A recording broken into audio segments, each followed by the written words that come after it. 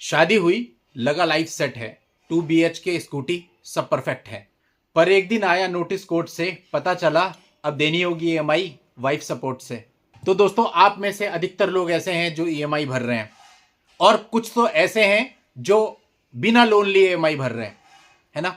बहुत से लोग ऐसे होते हैं, आपने देखा होगा कि शादी हुई और उनके कंटेंट को पढ़ने पे पता चलता है साहब हम हनीमून पे पत्नी को ले गए थे, वहां उसने फिजिकल रिलेशन भी नहीं बनाने दिए और हनीमून के बाद आके सीधा अपने मायके चली गई और मेरे ऊपर केसेज कर दिए। इस प्रकार के केसेज की कोई कमी नहीं है जहां पर बिना लोन के आप EMI भर रहे हैं। आज का ये वीडियो दोस्तों उन सभी लोगों के लिए जो मेंटेनेंस केस से परेशान है। आज की इस वीडियो में आपको एक ऐसा जजमेंट बताऊंगा जिसमें पति को वाइफ को मेंटेनेंस नहीं देना पड़ा, वाइफ का मेंटेनेंस कोर्ट के द्वारा रिजेक्ट कर दिया गया, वो भी ऐसे ग्राउंड्स पे जो लगभग आप सभी के पास होते हैं। यानी ना तो इस केस में वाइफ एडल्ट्री में थी, ना वाइफ की कोई इनकम पाई गई, लेकिन उसके बावजूद भी कोर्ट ने माना कि जो वाइफ है वो मेंटेनेंस लेने की अधिकारिणी नहीं है। दोस्तों, ऐसा आप में से किसी के भी साथ हो सकता है।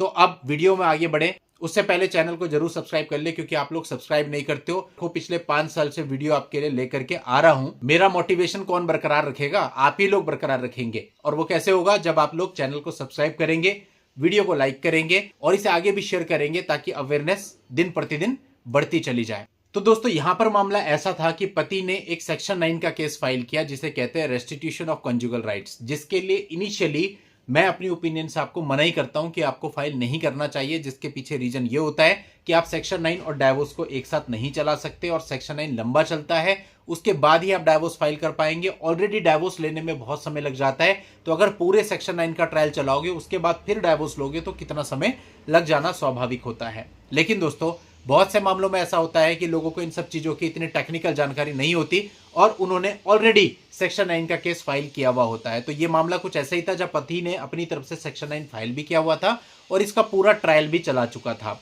और सेक्शन 9 के एंड में जो जजमेंट था वो उसके फेवर में आ गया। और जब पत्नी को उसके साथ रहने के लिए कहा गया तो पत्नी ने उस आदेश का पालन ना करते हुए मेंटेनेंस का दावा अपनी तरफ से पेश कर दिया। मतलब सेक्शन 9 में बोला गया कि पत्नी पति के साथ आकर के रहे, लेकिन पत्नी नहीं आई, पत्नी फिर भी अलग रहती रही और साथ में रहने से इनकार कर दिया, मना कर दिया। दोस्तों, ये जो जजमेंट मैं आपको बता रहा हूं ये लेटेस्ट जजमेंट है, अभी का 23 फरवरी 2024 का। अब दोस्तों, अदालत के सामने जब ये पूरी मामला आया तो अदालत ने देखा कि ऑर्डर के बाद भी पत्नी रहने नहीं जा रही है और मेंटेनेंस का दावा कर रही है। ये तो स्वैच्छिक डेजर्शन है, ये आचरण ऐसा है, ये कंडक्ट ऐसा है जिसे देख करके प्राइमा फेसी ये पता चलता है कि ये वाइफ का स्वैच्छिक यानी वॉलंटरीली डेजर्शन है, पति का परित्याग है। यानी वो पति को स्वयं से छोड़ करके गई है और उसका साथ में रहने का कोई भी इरादा नहीं है। और अगर ऐसा है तो ये ग्राउंड होता है मेंटेनेंस को रिजेक्ट करने का, यानी ऐसे मामले में पत्नी मेंटेनेंस की अधिकारिणी नहीं होती। तो यहां पर कोर्ट ने माना कि पत्नी मेंटेनेंस की अधिकारिणी नहीं है, क्योंकि वो अपने पति के साथ रहना ही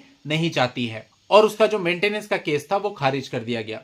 तो दोस्तों, ये मामला बहुत ही इंपॉर्टेंट है, क्योंकि इस प्रकार के जजमेंट आज के समय पे 2024-25 में बहुत ही कम देखने को मिलते हैं। दोस्तों, ये जो जजमेंट है ये कर्नाटका हाईकोर्ट का जजमेंट है, जो कर्नाटका हाईकोर्ट ने 23 फरवरी 2024 को दिया है। यानी आप कह सकते हैं अभी का हाल ही का ये जजमेंट है, साल भर ही पुराना है, तो आप लोगों के ये बहुत काम आ सकता है। दोस्तों, ये जो जजमेंट है इसका टाइटल आपको इस वीडियो के नीचे डिस्क्रिप्शन में मिल जाएगा, जिसमें आपको पता चल जाएगा ये जजमेंट किस नाम से है, और आप इस जजमेंट का अपने अपने मामलों में फायदा उठा सकते हो। यदि आपके मामले में भी ऐसी परिस्थितियां बन रही हैं जब पत्नी बिना किसी कारण के आपको छोड़ करके अलग रह रही है और मेंटेनेंस का केस चला रही है, तो आप इस प्रकार के जजमेंट का यूज कर सकते हो। हमें पूरी उम्मीद है कि अगर आप सही तरीके से इन जजमेंट्स का यूज करोगे तो आपको रिलीफ मिलेगा। तो चलिए दोस्तों, आज के इस वीडियो में इतना ही। नेक्स्ट वीडियो में नई जानकारी के साथ मैं आपसे फिर मिलता हूं।